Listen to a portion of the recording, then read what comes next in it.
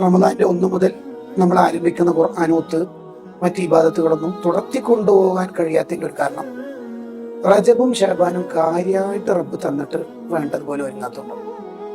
ഈ ഒരുക്കം എന്ന് പറഞ്ഞാൽ ചില മഹാന്മാർ അവരുടെ ആത്മീയ ഭാഷയെ വിത്തിറക്കേണ്ട മാസം, വെള്ളം നനയ്ക്കേണ്ട മാസം, ശരീരം ശുദ്ധിയാക്കേണ്ട മാസം, മനസ്സ് ശുദ്ധിയാക്കേണ്ട മാസം എന്നൊക്കെ പറയും.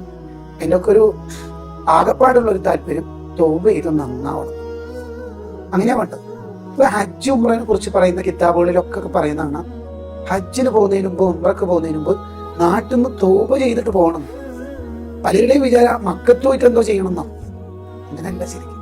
അങ്ങനെ തൗബ ചെയ്ത് പോകാത്തത് കൊണ്ടാണ് അവിടുന്ന് ബെഡ്റൂമിൽ ഉറങ്ങാനും എൻ്റെ ഉംറന്റെ പാക്കേജിൽ തലശ്ശേരി ബിരിയാണി ഉണ്ട് എന്ന് പറഞ്ഞിട്ടില്ല ഇല്ലാത്തതൊക്കെ ചോദിക്കണത്. അതുകൊണ്ടാണ് എന്തോ ഒരു സുഖം കിട്ടാൻ പോകുന്ന പോലെ. ഇവിടുന്ന് തന്നെ നമ്മുടെ എല്ലാ തെറ്റും പൊറപ്പിച്ചാലേ മക്കത്തുനിന്ന് മക്ക മുതലാക്കാൻ പറ്റുള്ളൂ, മദീന ആസ്വദിക്കാൻ പറ്റുള്ളൂ. ഫത്തൗബ മിഫ്താഹുല്ലി കുല്ലി ഇത്വാഅത്തിൻ.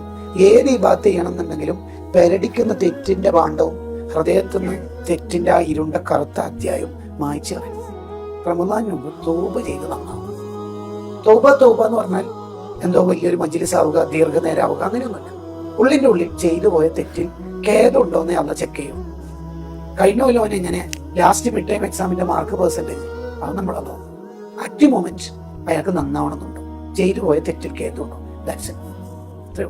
അങ്ങനെ ഒരു തൗബ ചെയ്ത് നന്നായി കഴിഞ്ഞാൽ റമദാനിൽ ഭയങ്കര ടേസ്റ്റ് എനിക്ക് പാത്തി. കാരണം തടസ്സങ്ങളില്ല.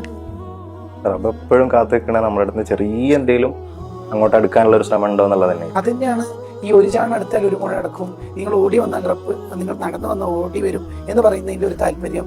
ഇന്നല്ലാഹു യുഹിബ്ബു തവ്വാബീൻ. ഈ തവ്വാബി എന്ന് പറഞ്ഞാല് താഇബി എന്ന് പറഞ്ഞാൽ മതി. തൗബീന്ന് തവ്വാബി എന്ന് പറഞ്ഞാല് ഇടക്കിടക്ക് തെറ്റ് സംഭവിച്ചു പോയി വീണ്ടും വീണ്ടും അല്ലാഹുവിലേക്ക് അടുക്കുന്നവർ, ഇടക്കിടക്കേ തൗബ ചെയ്യുന്നതാണ് ആ തവ്വാബിന്റെ അർത്ഥം തന്നെ. ഒരു വട്ടം ഒരാൾ തൗബ ചെയ്ത് നന്നായി, പിന്നീട് അയാള് തെറ്റ് ചെയ്ത് പോയിട്ട് പിന്നെയും തൗബ ചെയ്യുമ്പോൾ മലക്കൾ അള്ളാഹിനോട് ചോദിക്കും, അത്ര ചെങ്ങായി പിന്നെയും വന്നിട്ടുണ്ട്, ഇതങ്ങനെ ആ മൊബൈലെല്ലാം എറിഞ്ഞ് പൊട്ടിച്ച് ഇനി ഒരിക്കലും ഞാൻ ആ തെറ്റ് ചെയ്യൂല എന്ന് പറഞ്ഞാൽ എങ്ങനെ വന്ന് പുതിയ ഫോൺ വാങ്ങി ഓർഡർ ചെയ്തു, പിന്നെയും തെറ്റ് ചെയ്തു. അപ്പൊ അള്ളാഹ് പറയുന്ന ഒരു കാര്യം എന്ന് വെച്ചാല് ഞാൻ അള്ളയാണ് ആ പാവം അംഗീകരിക്കുന്നുണ്ടല്ലോ. അള്ളാഹ്